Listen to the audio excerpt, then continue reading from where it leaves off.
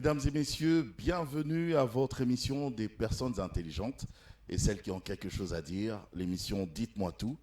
Pour cette nouvelle année 2026, nous avons tenu à inviter sur ce plateau votre prophète que vous aimez beaucoup, le prophète Joël Francis Tatou, qui est très fatigué parce que actuellement il y a cet événement, cette grande rencontre divine appelée Hanouka 2026. Mais malgré tout, il a accepté notre invitation. Prophète Joël Francis Tatou, bienvenue. Merci tonton. Alors, Hanouka 2026, il y a eu des enseignements, il y a eu des délivrances, il y a eu aussi beaucoup de prières. Parlez-nous-en. Hanouka 2026, c'est aujourd'hui par la grâce de Dieu un des grands événements médiatiquement suivis dans la francophonie et qui attire un grand nombre de visiteurs internationaux, par la grâce de Dieu en tout cas. Nous sommes aujourd'hui à notre 10e édition. Et en 2016, je me retrouve à Lubumbashi, je reçois le fardeau de Dieu de rassembler des gens tant en présentiel qu'en ligne. À l'époque, c'était Périscope. Oui. Et je lance les prières, je commence tout timidement. Aujourd'hui, 10 ans après, quand je regarde le rétroviseur, je me dis Dieu est fidèle. Et c'est un moment qui est très bénéfique pour le corps du Christ dans la francophonie, dans la mesure où, quand nous entamons l'année, janvier, bonne année, à peine on commence, la première quinzaine déjà, on attaque les 40 jours, on termine pratiquement à la fin du mois de février. Mais je veux dire aussi de l'autre côté, Hanouka ne commence pas qu'au début de l'année, mais c'est aussi à la fin de l'année. Quand je dis à la fin de l'année, c'est par rapport à un autre calendrier. Voyez-vous, quand vous lisez la Bible dans Exode chapitre 12, lors de la Pâque, Dieu disait que ce mois, le mois de la Pâque, sera le premier mois de l'année. Sera le premier mois de tous les mois. Okay. Dans le mois de la Pâque, lorsqu'ils ont immolé l'agneau, lorsqu'ils sont sortis de l'Égypte, les mains levées, c'était au mois de Nissan. C'est le premier mois du calendrier hébraïque. En fait, les Hébreux ont 2 nouvel an. Premièrement, c'est à la période de la Pécha, qu'ils appellent la Pâque, mais c'est aussi à la période de Sukkot. De Sukkot. Quand on est en septembre, octobre, là vous avez le Rosh Hashanah, le nouvel an civil des Juifs. Okay. Mais le nouvel an biblique et spirituel, c'est au mois de Nissan. Okay. Parce que naturellement, nous avons, pour une bonne partie du monde, 4 saisons. Nous avons l'été, l'hiver, l'automne et le printemps. Et décembre, nous sommes encore en plein hiver. Oui. Et quand on parle de l'hiver, certains animaux hibernent, il y a la mort partout. Il n'y a pas de fleurs, il n'y a pas de feuilles. Et d'autres animaux vont sous d'autres cieux pour aller y vivre. D'autres poissons vont même sous d'autres zones géographiques maritimes pour y survivre à cause de la température. Et parce qu'il y a la mort. Et quand il y a la renaissance, le renouvellement de la vie, c'est pratiquement entre mars et avril. Et c'est durant cette période exactement que Dieu avait dit que ce sera le début de l'année. Et on peut même aller plus loin. Quand on dit par exemple le mois de septembre, c'est 7. Quand on dit octobre, c'est 8. Novembre, c'est 9. Décembre, c'est 10. Donc janvier, 11. Février, 12.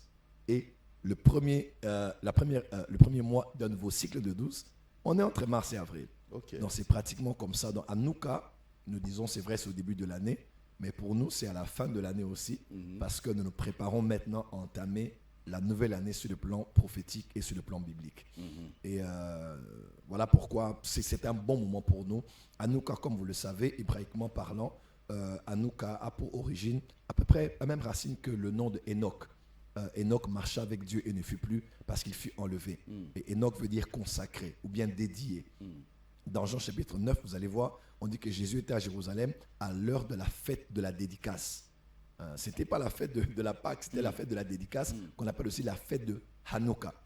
Alors nous ne fêtons pas Hanouka, en tout cas nous ne sommes pas des Juifs, mais nous nous connectons juste à l'esprit, à la symbolique de Hanouka, qui est une période durant laquelle une famille juive qu'on appelle la famille des Maccabées, avec à leur tête Judas, avait décidé de pouvoir reprendre le contrôle de Jérusalem et d'Israël qui était assujetti par les Grecs et qui avaient fait arrêter le culte. Ils avaient immolé même un cochon dans le lieu très saint. Ils avaient éteint les lampes de chandelier. Ils sont venus, ils ont récupéré, ils ont vaincu leurs adversaires. Ils ont dédié à nouveau le temple à Dieu. Ils ont sanctifié le sanctuaire. Ils ont rallumé les lumières. C'est ainsi qu'on parle de la fête de la lumière. Donc nous, de notre côté, nous ne fêtons pas Hanouka, nous ne sommes pas des Juifs, mais nous nous disons, nous sommes aussi la maison de Dieu, le temple de Dieu.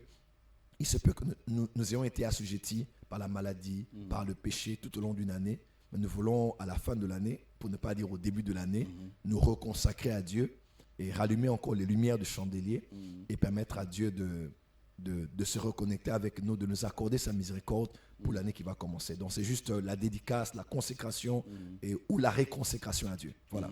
Certains disent qu'on n'est pas, vous avez parlé d'une certaine connexion à Dieu, et que ce n'est pas une fête parce que nous ne sommes pas des Juifs, mais il y a certaines croyances qui disent, chrétiennes d'ailleurs, qui disent qu'on n'est pas obligé quand même de se connecter à cet esprit d'Hanouka parce qu'on est connecté à Dieu d'une certaine manière de toute façon.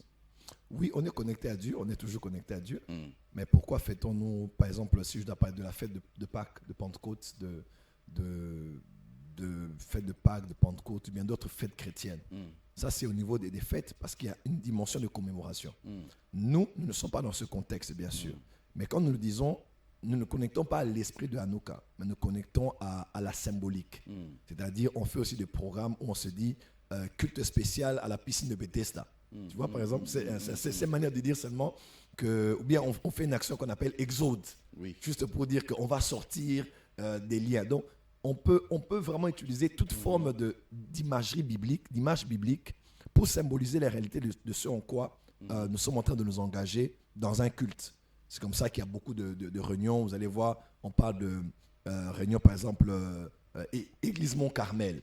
Ou bien on va faire 7 jours de Mont-Carmel. Tu vois, c'est une manière de dire qu'on sera quelque part où le feu doit descendre, Dieu doit être glorifié à nouveau, les ennemis doivent être humiliés. On doit voir la différence entre le Dieu véritable et les faux dieux. Donc, dire Hanouka, ce n'est pas commencer à prier une déité particulière, non. C'est nous connecter à Dieu, mais avec l'esprit de la réconsécration. C'est juste ça. Est-ce que, sincèrement parlant, n'est-ce pas une façon subtile aussi d'introduire les enfants de Dieu à la Kabbale juive? Vous aimez trop ce concept. Tu sais, j'ai dû commencer un peu à étudier parce que ça fait peut-être 10 ans. Je vous provoque un peu. Oui, parce que ça fait à peu près 10 ans que, avec toi, nous avons été plus d'une fois dans des émissions où on nous traitait d'eux, on nous attribuait à. J'avouerai que c'est quand je suis allé en Israël que je me suis posé la question. J'ai un ami à moi qui était à la borne de la Gombe. Il a étudié chez Oral Roberts University aux États-Unis. Il vit pratiquement à Jérusalem actuellement. J'ai dit, mon cher, il faut que tu me dises finalement, parce qu'au Congo, là-bas, ça chauffe. On parle de Kabbale. Kabbale, c'est quoi? Il dit, mais Kabbale, c'est normal, c'est la réception. Parce qu'on était à l'hôtel. J'étais au bas de l'hôtel. Même Maman Simon m'a rejoint. Et me dit, la réception que tu vois là, on appelle ça Kabbale. C'est la réception. On fait juste, mais pourquoi les gens disent que? Il dit, non, c'est la réception. Il dit, toi, quand tu prends un taxi et que tu arrives jusqu'à l'hôtel, la facture que l'on te donne, c'est ce qu'on appelle Kabbale. Après, il m'a dit non, mais il y a différents types de Kabbale. Il a commencé à m'expliquer. J'ai dit parce que nous, au Congo, là-bas, on dirait qu'il y a des gens qui maîtrisent mieux que nous.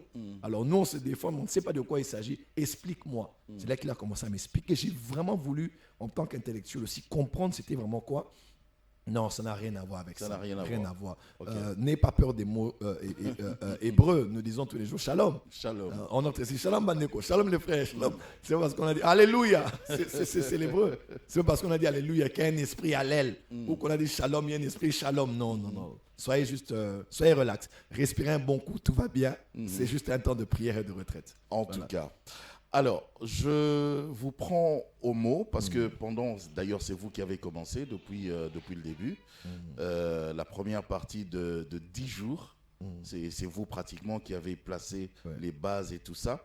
Et ce qui m'a intéressé, qui m'a attiré, c'est que vous avez parlé de l'apogée de la spiritualité. Et sur ça, vous avez mis un accent particulier sur l'amour.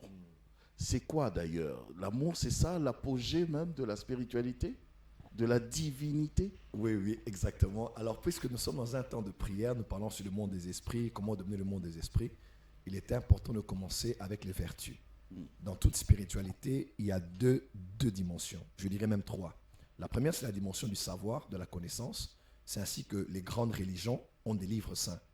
Le Saint Coran pour les musulmans, la Torah pour les juifs, pour ne pas dire ceux qui sont à l'extrême avec le Talmud, les Névim, les Ketuvim, tout ce que nous avons dans le judaïsme. Et nous avons la Sainte Bible pour les chrétiens, pour ne pas parler des autres religions comme le bouddhisme avec leurs livres saints. Parce qu'il y a une science, il y a un savoir, il y a une théologie, une étude de la déité qui fait l'objet de notre adoration. Si ce n'est que de parler dans toutes les religions. Mais dans les spiritualités, il y a aussi des livres ou des écrits de ceux qui ont été les précurseurs ou ceux qui ont été les héros, je dirais héros comme porte-parole de ce savoir. Donc il y a le côté d'une science qui est généralement documentée. C'est ainsi qu'on peut perpétuer un savoir d'une génération à une autre. De deux, il y a ce qu'on appelle les vertus, c'est-à-dire une ligne de conduite, un profil, des valeurs, une culture à laquelle on adhère lorsqu'on croit dans une spiritualité. Et troisièmement, il y a ce qu'on appelle les pouvoirs. Les pouvoirs, parce qu'on parle de spiritualité, on ne parle pas de philosophie. Il y a une dimension philosophique, certes. Oui. Mais quand on parle de spiritualité, on parle du monde spirituel, dont il y a certainement des forces, des énergies ou des pouvoirs. Là, je parle de manière globale. Et il y a aussi le côté, toute spiritualité. Oui, de toute spiritualité. Même chez les chrétiens, voilà, aussi une spiritualité. voilà, donc ceux qui enseignent des choses peuvent le démontrer. Oui. Nous disons que Jésus est Seigneur, nous croyons en lui. Qu'est-ce qu'il a dit? Vous chasserez les démons, vous imposerez les mains aux malades. Il y a une dimension du pouvoir. Il y a le côté où on exerce l'autorité, on exerce le pouvoir. Donc, à part le côté de la science, le côté des vertus, il y a aussi le côté des pouvoirs. Mais nous, dans la vie chrétienne, nous avons la science, nous avons notre Sainte Bible, nous apprenons à connaître Dieu dans sa parole. De deux, nous avons des vertus. Nous le voyons précisément dans Galates chapitre 5, quand l'apôtre Paul dit, il dit, mais les œuvres de l'esprit sont, il dit d'abord l'amour, ensuite il donne beaucoup d'autres vertus. Et nous avons aussi des pouvoirs, nous avons des capacités. C'est là où on dit que, Acte chapitre 1, verset 8, il dit, je vous donnerai le dynamus, une puissance. Une puissance afin que vous soyez témoins à Jérusalem, Judée, Samarie, jusqu'aux extrémités de la terre. 1 Corinthiens 14, 12 et même 14, on parle des dons spirituels. C'est des pouvoirs spirituels, la capacité de connaître le passé, de connaître le présent, de prédire l'avenir, la capacité de parler en d'autres langues que vous n'avez jamais apprises, la capacité de voir en esprit, de discerner les esprits derrière un événement. Donc tout ça, ce sont des pouvoirs. Alors, dans la spiritualité chrétienne, nous avons le côté de la science et du savoir, nous avons les vertus et nous avons les pouvoirs. Mais l'apôtre Paul dit ceci, ça c'est pour bien résumer tout ce que j'ai dit. Il dit dans 1 Corinthiens chapitre 13, il dit, même quand je parlerai la langue des hommes ou des anges, mais si je n'ai pas l'amour, il dit, même quand j'aurai toute la science de tous les mystères, voyez-vous, il dit, mais si je n'ai pas l'amour, il dit, même si j'ai la foi pour déplacer les montagnes, mais si je n'ai pas l'amour, il dit, même si je donne, et je donne même mon corps pour être livré, il dit, mais si je n'ai pas l'amour, pourquoi? Parce qu'on peut avoir la science, on peut avoir les vertus, on peut avoir le pouvoir, mais si on n'a pas les vertus, si on n'a pas l'amour, tout le reste ne sert à rien. Pourquoi? Parce que le Dieu qui est à la base de notre spiritualité chrétienne, selon le premier épître de Jean, Jean dit « car Dieu est amour ». Donc Dieu n'a pas seulement l'amour, mais Dieu, il est l'amour. On ne peut pas quantifier l'amour qu'il a, puisque l'amour émane de son essence. En tant qu'amour, il ne respire, il ne dégage que de l'amour. Juste une parenthèse, je vous en prie. Vous dites, quand il n'y a pas l'amour, le reste tombe. Oui. Le pouvoir, etc., oui. ça ne sert à rien. Ça ne sert à rien. Est-ce que ça ne sert à rien parce que le pouvoir que vous avez ne sera pas actif, ou alors il y aura quand même l'activité, la manifestation de ce pouvoir, mais qui ne servira à rien? Qui ne servira à rien parce que, numéro 1, le pouvoir sera exercé pour les mauvaises motivations. Lorsqu'on a l'amour, on utilise son pouvoir pour aider. Lorsqu'on a l'amour, on utilise son pouvoir pour rendre gloire à Dieu. Lorsqu'on a l'amour, on utilise son pouvoir pour se rendre utile entre les mains de celui qui vous utilise. Mais lorsqu'on n'a pas d'amour, on fait les choses pour démontrer, pour prouver, pour intimider, pour humilier et même pour exposer. C'est ainsi que, on suivait un film, je sais que tu es un amoureux de films, on disait dans Spider-Man, un grand pouvoir exige une grande responsabilité. Et c'est un principe qui est tout à fait applicable à tous les niveaux. Nous avons besoin de l'amour au cœur. Regardez avec moi 1 Corinthiens 13 et au milieu de 1 Corinthiens 14 et 1 Corinthiens 12. 1 Corinthiens 12, il parle de dons spirituels. 1 Corinthiens 14, il parle de l'organisation dans l'église, comment organiser le parler en langue, le don de langue, l'interprétation de langue, la prophétie. Et il dit que tout se fasse quand même dans l'ordre. Donc il y a l'ordre d'un côté, l'administration, il y a les dons d'un côté, mais au milieu c'est l'amour, sans laquelle l'ordre ne vaut rien. On peut avoir une église bien organisée, mais quand il n'y a pas l'amour, l'ordre ne sert à rien. Et quand on peut avoir les dons spirituels, tous les 9 dons spirituels, mais si on n'a pas l'amour, cela donne. L'amour, c'est un peu comme en sandwich. C'est vraiment au milieu, c'est au cœur de tout. 1 Corinthiens 13 doit réguler 1 Corinthiens 12 et doit équilibrer 1 Corinthiens 14. Mais je peux bien organiser les choses sans l'amour. Sans l'amour. Je sais organiser les choses, je sais structurer les choses. Je n'ai pas forcément besoin d'amour pour ça. Sans l'amour, c'est juste comme dans un avion. Tout le monde est bien ordonné, bien assis, mais on ne va nulle part. C'est exactement comme dans un beau bureau, tout est à sa place, mais il n'y a pas de vie. Parce que là où Dieu est, son essence, c'est l'amour. Il peut avoir de l'ordre, mais sans Dieu, ça ne sert à rien. On peut avoir les dons, mais sans l'amour, cela ne sert à rien.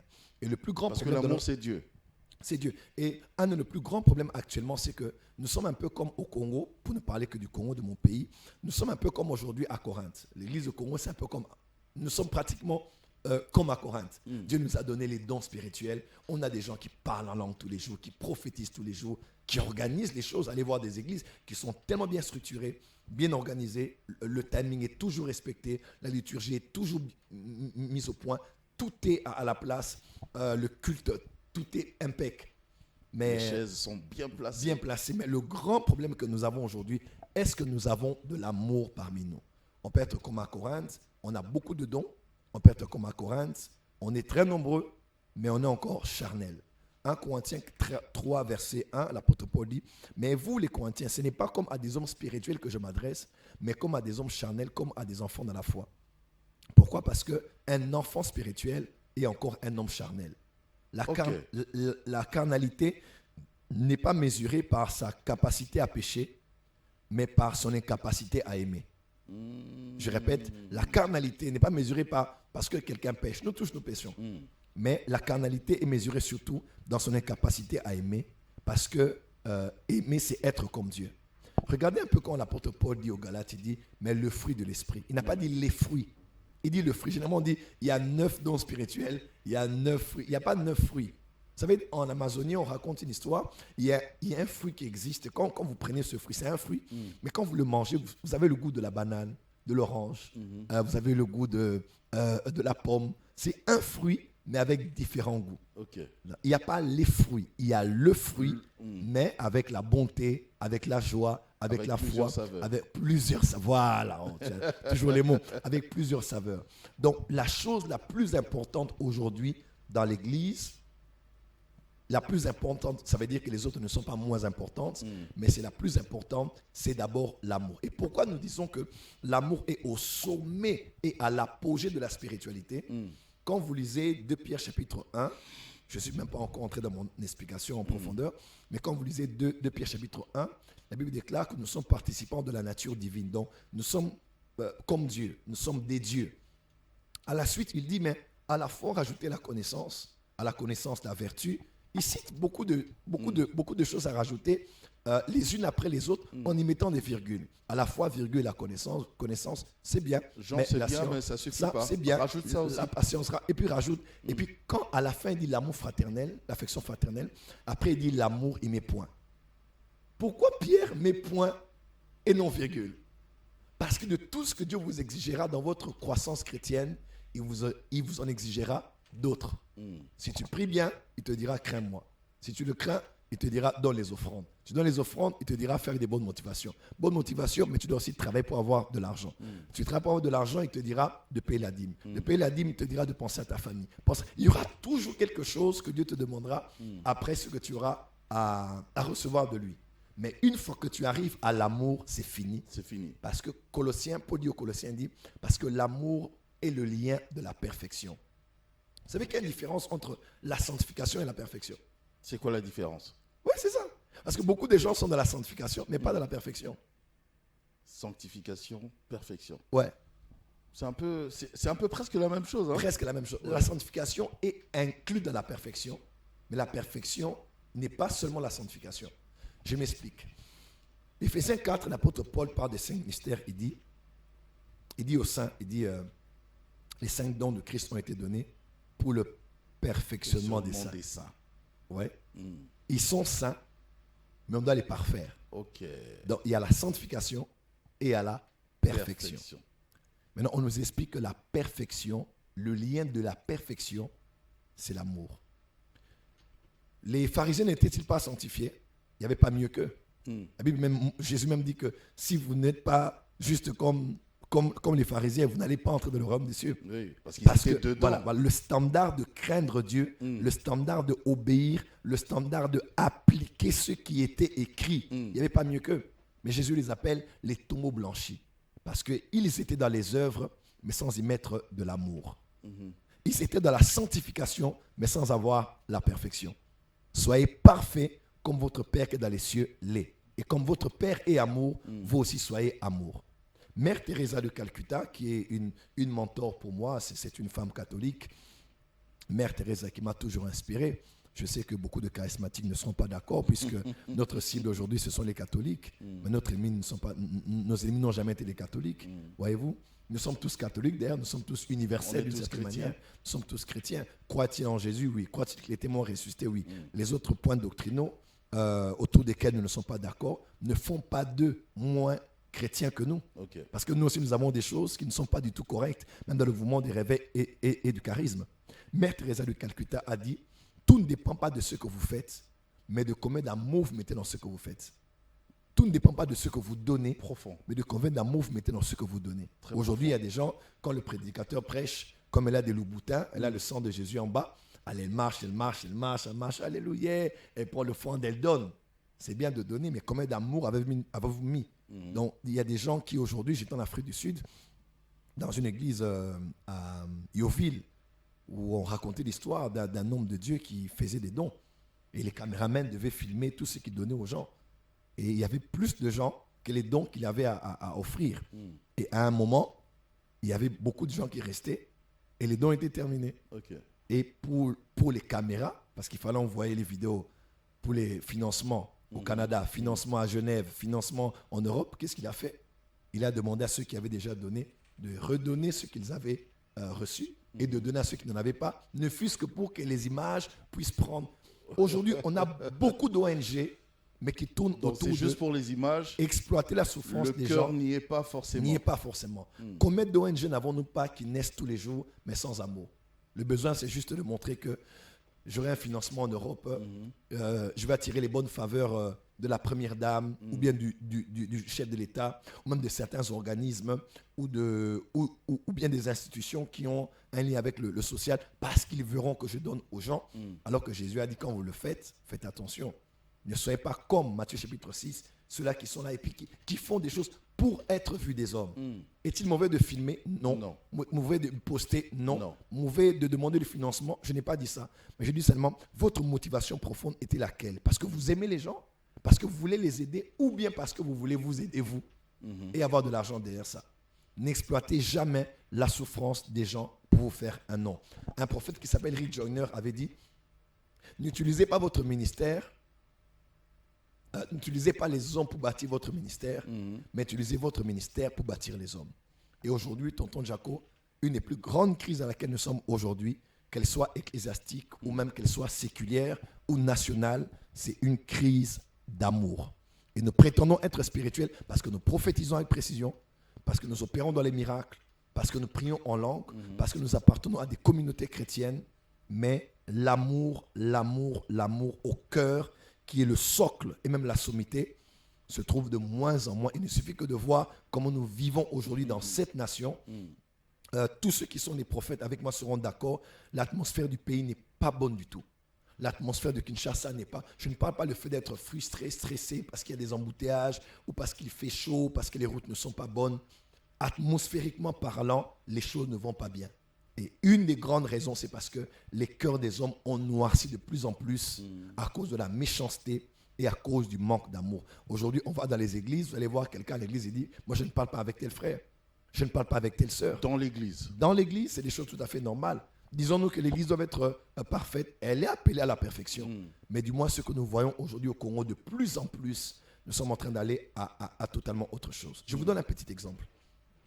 Quand nous lisons les Saintes Écritures, ma pensée d'ailleurs de mon enseignement était tirée de Jean. Ok. Et Jean est un des apôtres de Christ, parmi les 12, selon Luc chapitre 6. Jésus prie toute la nuit, il se réveille le matin, il en choisit 12. Parmi lesquels Jean, qui est rapidement devenu parmi les 3 privilégiés qui ont été avec lui dans la montagne de transfiguration, à la résurrection de la fille de Jairus, et même à Gethsémane. Ils étaient à 3, Pierre, Jean et Jacques. Jean, dit-on, était de Judée. À Golgotha aussi? Non, hein? À Golgotha aussi. Il était même le seul qui était au bas des pieds du Seigneur. Alors que tout le monde regardait la scène de loin, il était là au point où Jésus a dit à Jean, regarde ta mère, et mère, regarde ton fils. Donc Jésus a confié même sa mère biologique à Jean. Il était très particulier et il est dit de lui qu'il mettait sa tête sur la poitrine du Seigneur. Il était apôtre, mais il n'était pas seulement apôtre, il était aussi prophète. Et on peut le voir dans les Saintes Écritures. Pour aller plus loin et plus vite, il a écrit plusieurs livres dans les Écritures, dans le Nouveau Testament. Il a écrit l'évangile qui porte son nom, l'évangile de Jean. Il a écrit les épîtres, 1 Jean, 2 Jean, 3 Jean. Et il a écrit aussi le livre d'Apocalypse, Révélation de Jean. Donc il était un homme, quand vous lisez ses écrits, vous trouvez quelqu'un de très intellectuel, quelqu'un qui avait un style de l'écriture très particulier. On peut dire pour certains qu'il était parmi les pécheurs ou autres, mais ne peut écrire ainsi que quelqu'un qui a de quoi dire et qui a un style particulier dans sa manière d'écrire. Quand vous allez plus loin, des 4 évangiles que nous avons, il y a 3 évangiles qu'on appelle les évangiles synoptiques. Nous avons Matthieu, Marc et Luc qui regardent tous dans la même direction. Les 3 parlent de Jésus de manière très particulière, contrairement à Jean qui lui révèle Jésus au plus profond de qui il est réellement. Quand on dit synoptique, c'est-à-dire qui regardent tous dans la même direction, selon le grec ancien ou le latin, synoptique. Et les historiens disent, après la mort d'un personnage public que l'on a connu, voici 3 manières dont l'histoire se souvient de lui. Numéro 1, par ce qu'il a fait. Numéro 2, par ce qu'il a dit. Et numéro 3, par ce qu'il a été. Et quand on regarde la vie du Seigneur Jésus, Marc a plus parlé de ce que Jésus avait fait.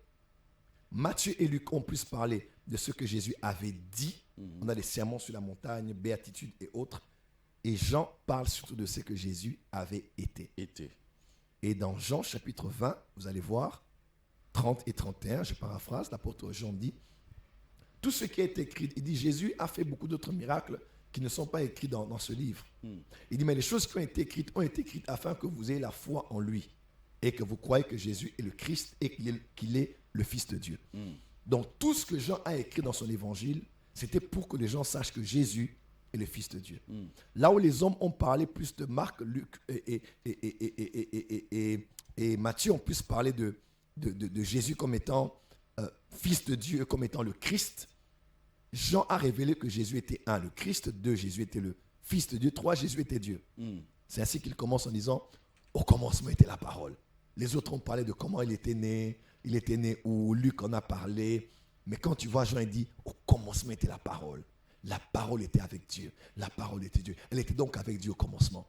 Voyez-vous? Donc, rien n'a été fait sans elle. Tout ce qui a été fait avec elle. En elle était Lui, il la avait vie. cette révélation. Une révélation, parce qu'il a révélé que Jésus n'était pas que celui qui est né de Marie, mais il venait de Dieu, parce qu'il était Dieu lui-même. Il était le Logos, le Verbe créateur. Donc, Jean a une révélation très élevée. Et même quand on parle des 4 images autour du trône, on parle du bœuf, du lion, on parle de l'homme, on parle de l'aigle. Matthieu, c'est le lion. Il parle beaucoup aux Juifs. Il parle du lion. Il parle du Messie. Marc parle du bœuf, il parle des œuvres. Luc parle de l'homme, il parle de l'humanité. On parle beaucoup du terme compassion. Mais Jean parle de l'aigle. Et son évangile est trop élevé. Et même ceux qui ne savent pas, ceux qui savent et ceux qui ne savent pas, vous parlez peut-être de la Kabbale ici, mais il y a un mouvement qui a été plus connu, mais dont on n'en parle pas, mais qui est présent à l'Église aujourd'hui, ce qu'on appelle le gnosticisme. Gnosticisme, qu'on parle des gnostiques. Ils sont plus ici. La gnose christique. Voilà. Ils sont plus ici, même que ceux dont on parle de la Kabbale. J'en ai vu, Voilà, parce qu'eux, ils ont été avant 300, avant le concile de Nicée, avant que l'Église ne devienne catholique romaine. Ils ont été là. Eux, c'est plus le christianisme, mais dans la spiritualité. C'est beaucoup plus on met de côté la matière, mais on transcende la matière par ce qui est de l'esprit. Ok. Et ils se sont basés gnostiques, c'est-à-dire ceux qui savent, par rapport à l'évangile de Jean. Parce que Jean parle beaucoup de la connaissance. La vie éternelle, c'est de te connaître toi. Vous connaîtrez la vérité, parce que la connaissance, c'est gnosis. Ok. C'est là où on a tiré le mouvement des gnostiques. Parce que le mouvement du gnostique, c'est le côté ésotérique du christianisme. Comme le soufisme l'est pour l'islam, la kabbale est pour le judaïsme, le gnosticisme l'est pour le christianisme. Le christianisme. Mais se sont basés sur le côté de la connaissance. Parce que Jean connaissait. Il est même allé à écrire Apocalypse, les nombreuses révélations des anges, du monde des esprits, de la grande tribulation, de la félicité éternelle, du diable, de la bête. Il a vu des choses incroyables. Mais quand vous étudiez Jean, tous ses livres, notamment son évangile et les épîtres, Jean a plus parlé d'amour que de toute autre chose.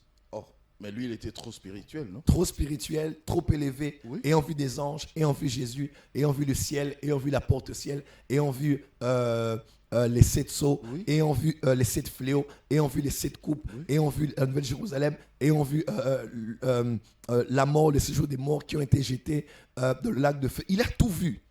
Mais l'histoire de l'Église dit, quand Jean mourait, il a dit, aimez-vous les uns les autres, et puis il est mort. Ah!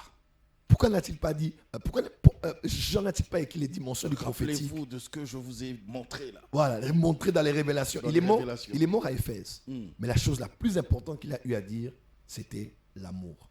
C'est ainsi que quand vous voyez Jésus parler à l'église d'Éphèse, dans Apocalypse 2, il parle autour d'eux, c'est que tu as abandonné ton premier Ton amour. premier amour. Parce qu'on peut être spirituel, on peut être très organisé, mais sans avoir de l'amour. Jean en a parlé parce qu'il était très élevé spirituellement. Et plus on monte en esprit, plus on développe les vertus, beaucoup plus que les pouvoirs. Parce que Mais Dieu... entre chrétiens, on s'aime déjà, non? Vous voulez qu'on aime comment? Parce que vous mettez tellement un accent maintenant sur ça. L'apôtre l'apôtre Jean le dit. On doit aimer comment? Voilà. L'apôtre Jean le dit dans 1 Jean chapitre 2, 1 Jean 3, 1 Jean 4. Il dit de ne pas aimer qu'en parole, mais d'aimer en acte et en vérité. Voyez-vous?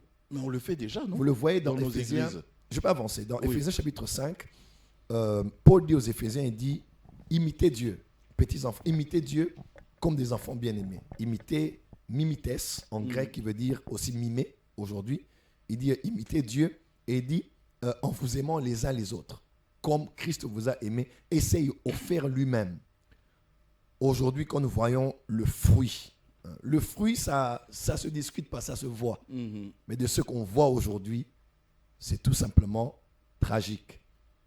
Je peux vous prendre la liste de 10 pasteurs connus que vous connaissez, posez la question à ceux qui ont été empoisonnés. Un peu plus de 70% vous diront qu'ils l'ont été et qu'ils l'ont été à l'église. Empoisonnés dans Ou l'église. qu'ils l'ont été parmi les milieux des pasteurs. Aujourd'hui. Wow. Aujourd'hui. Et c'est même pas quelque chose qu'il faut dire, non, ne dites pas ça parce que les païens vont entendre. Les païens sont là, ils voient comment est-ce que nous vivons. Le grand problème aujourd'hui, tonton Jaco, c'est un problème de la qualité du cœur et non de la qualité des têtes. Si on doit faire passer chacun ici avec un micro pour parler de sa théologie, les gens connaissent beaucoup, parlent des bons français, sont bien habillés, mais le plus grand problème, c'est au niveau de la qualité de nos cœurs, tant dans l'église que de la société dans laquelle nous sommes. Pourquoi l'église du Congo n'évolue pas comme elle le devrait? Manque d'amour. Pourquoi le Congo n'évolue pas comme il le devrait? Manque d'amour. Le jour où nous allons commencer à nous aimer véritablement, à aimer Dieu véritablement, nous n'allons pas faire tout ce que nous faisons. Aimer véritablement cette nation, nous allons changer ce pays pour toujours. Mais quand nous voyons le taux de la corruption, le taux du détournement, le taux de l'injustice, du manque d'équité, de tout ce que l'on voit, ce n'est même pas des choses qu'il faut inventer. Nous avons la télévision, nous avons les rapports, nous avons demandé à l'UGF, demandé à tous les rapports, à tous les organismes qui ont un œil dessus. Tous ceux qui font les audits, ils vous diront, mais c'est incroyable. Et aujourd'hui, je parlais avec quelqu'un, il y a quelques jours, qui est presque au sommet de l'État, qui m'a dit, prophète, on croyait que quand c'est vous les chrétiens, qui allait être ici, qui allait être positionné autour du chef, qui allait être ici dans les bureaux de ceci ou de cela, qui allait changer les choses.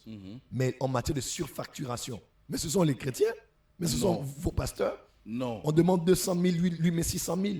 On demande 600 000, lui met 900 000. Les pasteurs. Mais à l'église, il va prêcher sur la sainteté. À l'église, il va prêcher sur la crainte de Dieu. Aujourd'hui, la crainte de Dieu est devenue commerciale. Ouais, elle est devenue du marketing pour que je montre aujourd'hui que je suis un vrai prophète. Tous les jours, si je viens ici, tonton Jaco, jusqu'en décembre, je dis aux gens, abandonnez les péchés. Ils vont dire, oh, je vais le foncer à bon, moi, il m'a cassé. Il a changé. Mais là, ils craignent Dieu. Parce que les gens ne se fient qu'à ce qu'on les vend. L'apparence. L'apparence. Aujourd'hui, c'est ce que nous faisons. Il faut parler de la sainteté pour être un homme de Dieu saint. Et quand tu parles d'autre chose, là, ce sont des distraits. Mais par contre, derrière, c'est nous qui vont là avec les politiciens dans ce pays. Voyez-vous, et le pays est en train de souffrir. Ça, on vous dit tout le temps, mais Joël Francis, prêchez-nous l'évangile. Prêchez-nous l'évangile. Arrêtez vos histoires là. Mais quelles histoires. Ouais, quelles histoires. Aujourd'hui, les gens confondent les choses. Les gens pensent qu'être un prédicateur christocentrique, c'est de dire Jésus-Christ 1000 fois dans une prédication. Tu peux avoir dit Jésus 1000 fois, mais tu n'as pas prêché Jésus. Wow. Parce que tu n'as pas eu de subsistance. Tu n'as pas expliqué Christ depuis l'Ancien Testament jusqu'au Nouveau. Tu n'as pas révélé ce qui était caché, changer le logo sans rème. C'est pas dire Jésus, Jésus, Jésus, que le prédicateur là, il est christocentrique. Non, pas du tout. L'interpellation de l'Esprit de Dieu dans cette Hanouka, pour nous, en commençant par moi-même, et pour tous ceux qui nous suivent aujourd'hui, c'est d'abord de revenir à l'amour. Waouh! Mimer Dieu, imiter Dieu. Comment je fais? Parce que Dieu, lui, il est déjà, il est parfait, il est Dieu. Je ne pourrai jamais atteindre même son niveau de perfection, même son niveau d'amour. C'est compliqué, non? Je fais comment? Par le Saint-Esprit, c'est possible. Romains 5, verset 5 dit, car Dieu a répandu abondamment l'amour dans nos cœurs par le Saint-Esprit. Ce n'est ni par la force, ni par la puissance. Si tu penses à ta force, elle est limitée. Mais par le Saint-Esprit, nous sommes capables d'aimer comme Dieu parce que nous avons l'Esprit de Dieu en nous. Et vous, par contre, j'ai entendu quelque part chez des pasteurs, ils disent que vous êtes un homme bien. Ah! Pas plus tard qu'hier. On me dit, lui, non, c'est un homme bien. Il peut accepter même de manquer, mais pourvu qu'il t'aide. Bon, être un homme bien ne vous garantit pas le ciel aussi. parce que tous les hommes ne seront pas sauvés à cause de leurs bonnes œuvres, mais à cause de l'œuvre de Jésus. Okay. Mais nous nous efforçons d'aimer les frères. Nous nous efforçons d'aider les gens. Nous nous efforçons d'être sincères, même si à la fin, les gens à qui vous faites encore du bien sont les mêmes qui passent derrière votre dos pour vous casser, vous détruire, vous tuer. À la fin, bon, qu'est-ce qu'on fait? Et vous vivez ça tout le temps, d'ailleurs, pour tout ce qui vous concerne? Ouais, je vis ça tout le temps, pour ne pas mentir. Il y a des choses que nous avons eu à faire. On nous a dit ne faites pas à telle personne. Tu t'es dit non. Tout le monde mérite qu'on puisse le soutenir, même dans les temps difficiles. Mais après, tu apprends que c'est les mêmes personnes qui reviennent encore à la charge, qui te cassent ici, qui te ferment les portes là-bas, qui te parlent en mal ici, qui te... Voilà. Et vous devez les aimer. Oh, il faut aimer. Il faut aimer. Malgré tout ça. Aimer, c'est être au standard de Dieu. Aimer, c'est être au standard de Dieu. C'est impossible, prophète. Vous nous demandez des choses impossibles. Ouais, mais tout est possible. Compliqué. Oui. Le plus important, je crois aujourd'hui, tonton Jaco, ce n'est pas de s'attendre à quelque chose de la part de l'homme. L'homme peut ne pas vous récompenser, mais Dieu le fera. Mais autant que vous le pouvez, vivez en paix avec les frères, recherchez la paix avec tous et la sanctification sans laquelle personne ne verra Dieu. Il y a un petit exemple que j'ai donné d'ailleurs, que j'ai beaucoup aimé lors de Hanouka. J'ai parlé des États-Unis d'Amérique. Oui, vous avez parlé des États-Unis. Ouais. 250 ans cette année, ils vont célébrer. Trump, d'ailleurs, il est en train de faire tout un boucan autour de ça. Sacré Trump. Ouais, sacré Trump. Non, Trump 2, c'est autre chose, quoi. C'est vraiment, ça, c'est un film tous les jours. C'est pratiquement, je crois que c'était hier ou bien aujourd'hui, qu'on a célébré son accès. Une année depuis qu'il a accès au pouvoir. Oui. Je suis même ce matin aux infos, mais chaque décision qu'il a eu à prendre tous les jours, on n'a jamais vu un tel rallye, quoi. Terrible. Ah non, il est sacré Trump.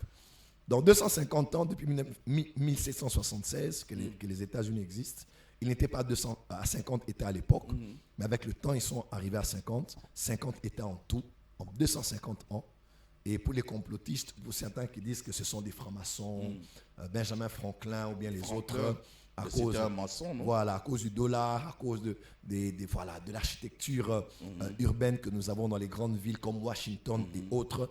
Bon, à supposer que c'est des Illuminati. À supposer que ce sont des francs-maçons.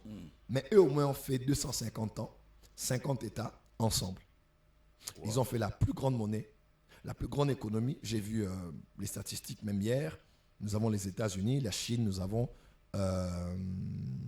États-Unis, Chine, nous avons l'Allemagne, les grandes économies, nous avons maintenant l'Inde. L'Inde a détrôné le Japon. Okay. C'est aujourd'hui le pays le plus peuplé du monde aujourd'hui. Okay. Donc l'Inde a détrôné le Japon parmi les grandes puissances économiques du monde. Donc voyez-vous, les États-Unis, la plus grande monnaie, la plus grande langue, les plus grandes ambassades. Poutine même disait, je ne suis pas comme les Américains. Parce que avez-vous déjà vu nos ambassades aussi grandes que celles des Américains? Le budget alloué pour l'armée américaine qui est hors des frontières de l'Amérique, c'est juste incroyable. Les services de renseignement et autres. Mais 50 États, 250 ans, on les appelle les États-Unis d'Amérique. Et le parallèle que j'ai donné, j'ai dit États-Unis. Regardez, lors de la prestation du serment de Trump, Kamala Harris était là. Malgré les divergences, malgré les insultes qui se sont lancées lors de la campagne, les Clinton étaient là, ceux de la famille Bush étaient là, les républicains, les démocrates, parce qu'ils savent qu'ils ont des choses fondamentales sur lesquelles ils ont bâti l'honneur et la grandeur des États-Unis. Voyez-vous? Aujourd'hui, prenons 50 pasteurs, comme 50 États, mettons-les dans une salle pour une réunion. Mettons plus ou moins d'une heure, soyons modestes. 1 heure, les pasteurs de Kinshasa ici, de Banda, Lemba, Gombe, même nous la limite, même moi y compris. Je ne dis pas les autres, je dis même nous. On nous met dans une même salle pour une réunion d'1 heure, ça va mal se terminer. Même si on fait les hypocrites devant les gens, quand ça sera terminé, on commencera à s'écrire. Qu'est-ce que tu penses de ce qu'ils ont dit? Qu'est-ce que tu penses de ce qu'ils ont fait? Oh non, comme il y avait un représentant du chef de l'État qui était là, ils ont certainement donné de l'argent. Nous, on n'a rien eu. Ils ont bouffé l'argent.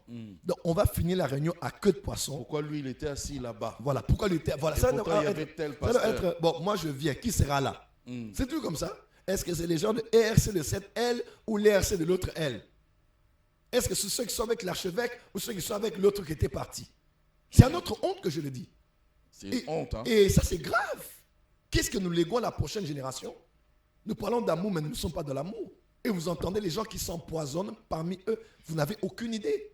Et c'est les mêmes gens qui vont accuser les gens chez les autres au ministère de la Justice, à la présidence. Et on se pose la question, on est parmi des brigands ou des serviteurs de Dieu? Je dis ça, moi y compris. Ok.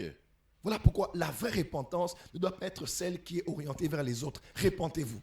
Mais celle qui doit commencer par nous-mêmes. Nous, à nous, quand nous sommes là, nous nous jetons à terre, nous jeûnons, nous prions pour dire à Dieu, aie pitié de moi, aie pitié de nous.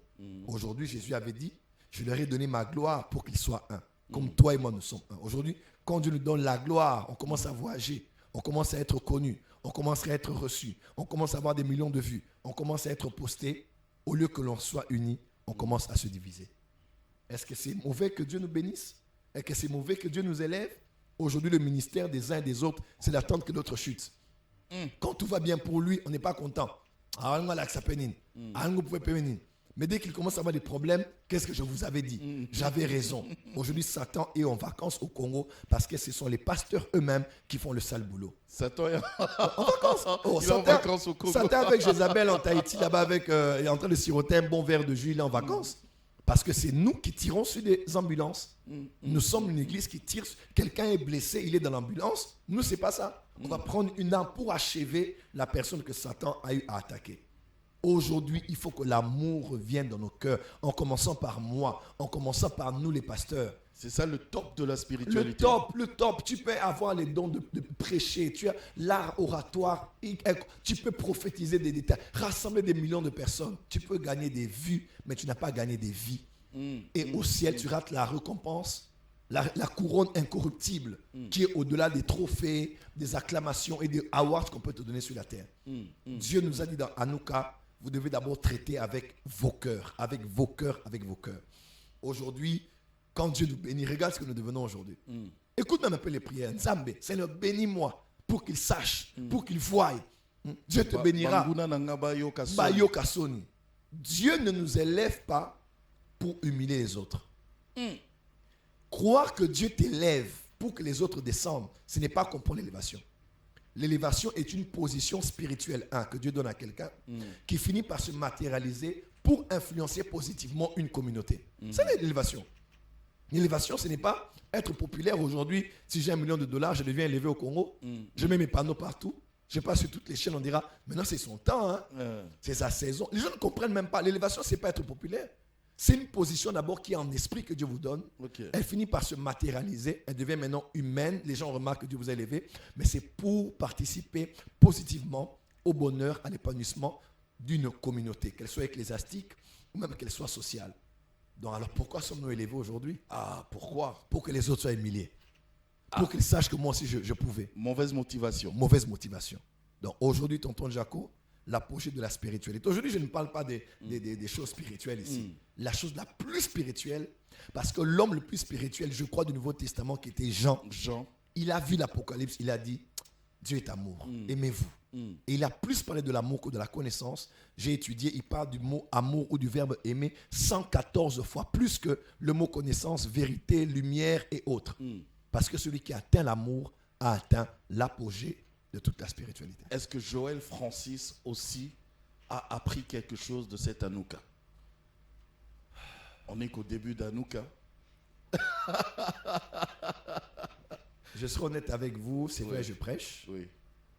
mais je me prêche aussi. Oh. Ouais, je me prêche. Vous prêchez aussi? Je me prêche aussi. J'ai fait 13 jours, j'étais en train de prêcher. Hier, notre orateur qui est venu du Gabon, prophète Philippe Mokoma, a prêché, encore sur le cœur. J'ai dit à Dieu, Seigneur, à genoux, j'ai dit, Seigneur, aide-moi, sonde-moi. Tu sais, aujourd'hui, la prière des Congolais, c'est Lakisang état d'âme, ya.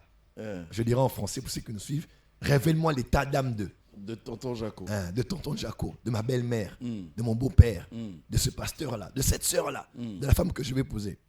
Et pourtant, la vraie prière, ce n'est pas de dire révèle-moi l'état d'âme de l'autre. C'est de dire à Dieu, sonde-moi, connais-moi, éprouve mes pensées. Psaume 139. Montre-moi si je suis de la mauvaise voie. Remets-moi sur la voie de l'éternité. Aujourd'hui, quand un pain est en train de fumer, ah ben, il ne regarde pas la personne qui lui demande. Hein. Il dit, ah, master, paie ça un peu parce qu'il fait froid. Donne-moi ça un peu. Il prend la clope, il donne à son ami, et son ami fume un peu. Il ne dit pas, ah, moi je fume la cigarette. Il ne se pose pas la question de savoir, est-ce qu'il a brossé les dents ou pas. Quel est l'état de son haleine? Mais il va fumer, naturellement. Mais aujourd'hui, quand un chrétien a une voiture, après le culte, oui. Quelqu'un dit, est-ce que tu peux me déposer au coin? Il dit, papa, on ne connaît pas l'état d'âme des gens, pardon. Satan risque de te suivre après le culte ici, là. Pardon, papa. Est-ce que ce n'est pas un peu important aussi, quand même, de connaître l'état d'âme? Parce que vous, par exemple, vous avez une grande communauté maintenant, oui. Parce que la Porte des Cieux, c'est vraiment maintenant une communauté qui grandit, qui ne fait que grandir. Inviter des gens pour prêcher, faut quand même connaître quand même l'état d'âme pour ne pas souiller la chair, votre chair. L'état d'âme, non, mais avoir le témoignage de l'esprit. Parce que dans chacune de nos âmes, il y a quelques taches noires. On va être honnête. Ok. Même Moïse, Dieu a dit, mets ta main dans la poitrine, il l'a mis. Quand il a sorti avec la lèpre venait d'où? De l'intérieur. De l'intérieur. Parce que chacun de nous, nous avons des lèpres. Mais moi, j'ai des choses avec lesquelles je dis à Dieu jusqu'à aujourd'hui, aide-moi. Okay. Soutiens-moi, oui.